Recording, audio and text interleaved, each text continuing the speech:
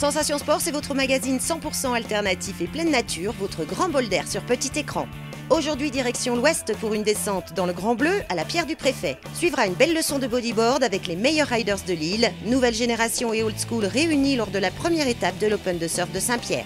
Enfin, nous descendrons le Wacky en longboard à fond sur le bitume dans notre séquence Inside avec Night du Takaride Crew.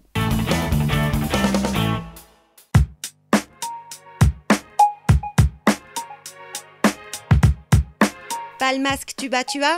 Ok, alors tu es prêt, cher public, à une descente en apnée sur la Pierre du Préfet. Spot qui tire son si doux petit nom qui ne fait pas trop rêver, je te l'accorde, du fait que la patate de corail qui t'attend tout au fond a la forme de quoi? La forme de quoi? Du préfet? Mais non, d'un chapeau de préfet. Ne te laisse pas impressionner par son nom, public, tu vas voir, tu vas en prendre plein les yeux. Ah, au fait, il faut aussi un bateau pour s'y rendre. Allez, à l'abordage, départ du port de plaisance de Saint-Gilles.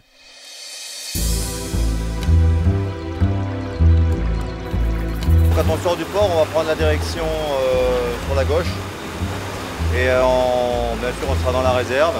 Alors, il y a le premier site qui est ici, qui est le site de Canyon. Et le site qui est juste derrière, qui est la Pierre au Préfet. Il y a 3 bouées. Il y a une bouée qui est sur à peu près 12-13 mètres. Cette bouée-là, on l'appelle la Pierre à plat axe. Et ensuite, il y a les 2 bouées qui sont sur la Pierre au Préfet. C'est beau, hein? Bravo! Pas mal, hein?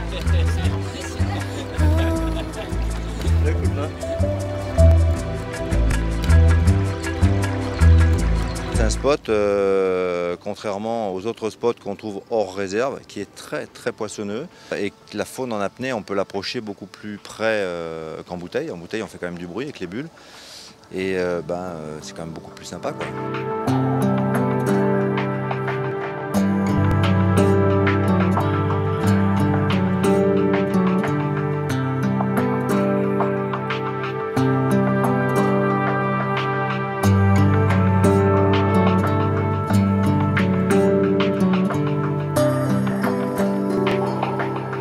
On approche les poissons, les barracudas, on les approche, je dirais, à moins de 2 mètres, quoi. Donc en scaphandre, c'est quand même beaucoup plus rare. Toutes les gueules pavées, c'est pareil. En scaphandre, on les approche pas vraiment près. Là, on est vraiment dans les bancs de poissons, quoi. C'est quand même beaucoup plus appréciable.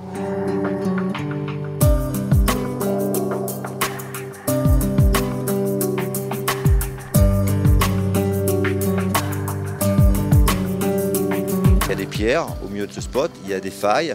Donc autour des pierres, il y a de la vie, il y a des petites cavités qui cachent beaucoup de poissons. Et c'est un site qui est très très poissonneux, très intéressant, qui en même temps est pas très profond, mais quand même fait une vingtaine de mètres, donc qui nous permet aussi de travailler nos apnées, bien nos apnées, quoi. Donc c'est un site très intéressant. Et au niveau de la faune, on y rencontre quasiment à chaque fois du barracuda, de la gueule pavée, du beauclair, de la tortue et plein de petits poissons coralliens. Plus tu es fluide dans l'eau, plus les poissons ils vont venir te voir et tu pourras apprivoiser le milieu plus facilement.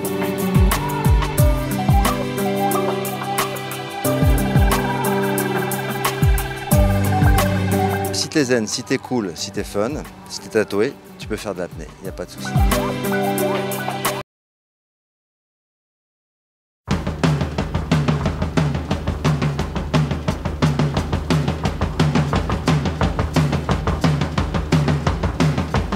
Il en fallait du courage pour se jeter à l'eau à la jetée lors du premier Open de surf de la saison, c'était les 5 et 6 février dernier. Allez, petit retour en images sur un cocktail fracassant, de vagues brouillons chaotiques, bref, impitoyable.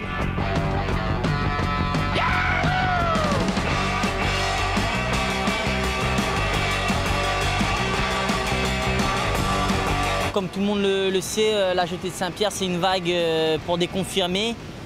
Vague très puissante et donc par rapport à ça il y a des cailloux aussi devant, donc très dangereuses.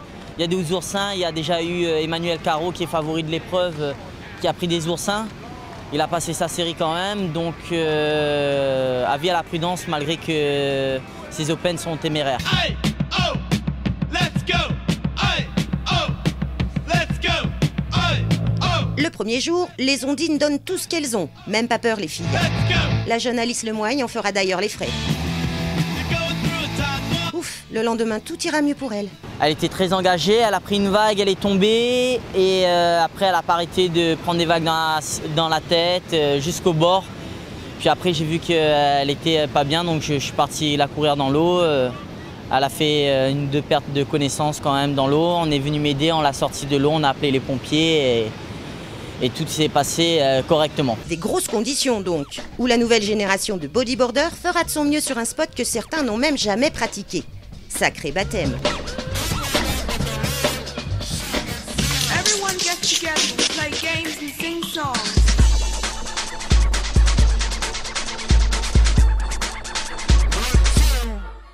On essaie de faire ce qu'on peut, quoi, avec les grandes légendes du bodyboard, David Huet, on a Tivel qui sera là maintenant cette année, qui revient. On a Amaury Laverne qui est aussi polyvalent que quasiment personne sur la Réunion, quoi. Et voilà, après on a plein de petits jeunes espoirs du style Pierre Bartelier, petit Fabien Tazard, Enzo. Et franchement ça promet.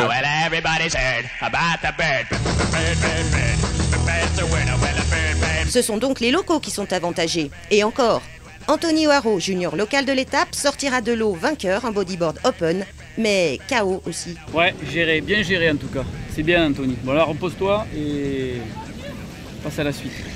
Bah là c'est assez gros, je m'attendais pas à une session comme ça et là je pensais pas passer non plus. Moi je me suis bien fait rincer aussi. Parole d'ancien, il fallait ce jour-là beaucoup d'expérience. Jean-François Nativel, légende du bodyboard réunionnais, depuis 25 ans sur les vagues, participera en toute humilité et histoire de montrer l'exemple.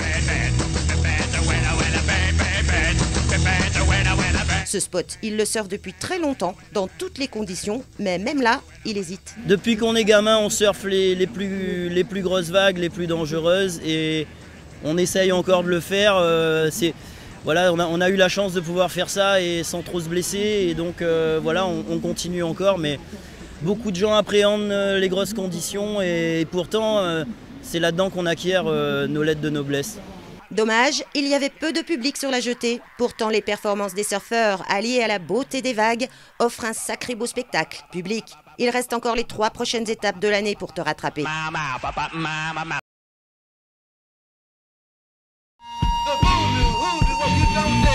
Il est broché old school et raille le bitume réunionnais sur son longboard. Michael, alias Knight, membre du Takaride Crew, une bande de riders du Sud, nous entraîne dans une de ses descentes préférées sur route. Ça se passe dans le sud de l'île.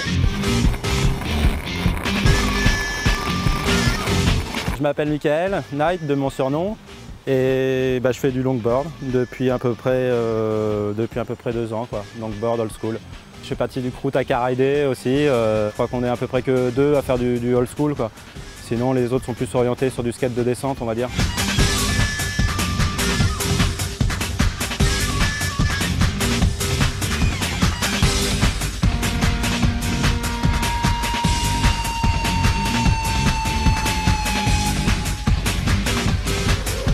Avec une planche comme ça, on peut faire des carvings super agréables. Et puis le fait d'enchaîner plein de petites manœuvres, des cross-steps sur la planche, on peut faire des petits tours sur soi-même, rouler un petit peu en arrière, passer des switches, voilà, tout ce genre de figures, quoi, en fait.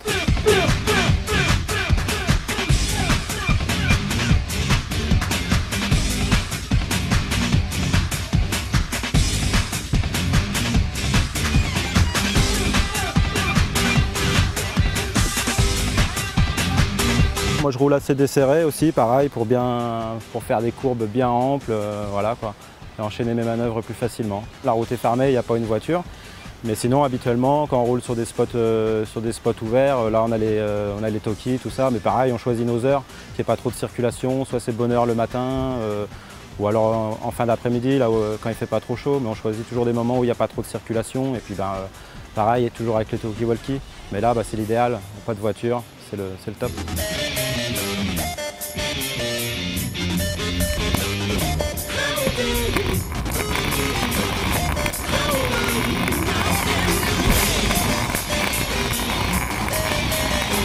Ça commence par de la pente douce. Pour le old school, c'est tout ce qu'il faut. pas trop de pente justement pour pouvoir enchaîner des manœuvres, des cross-steps, marcher un peu sur la planche, faire des petites rotations, tout ça.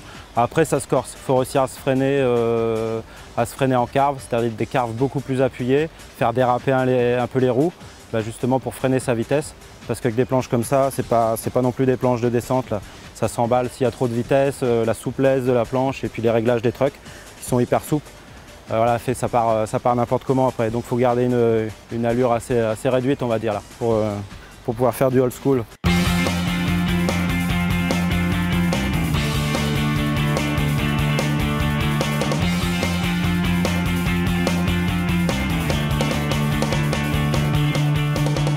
Sensation Sport revient dimanche prochain et si vous souhaitez vous aussi partager dans ce magazine vos exploits les plus dingues, envoyez vos coordonnées par mail à comedia974@gmail.com.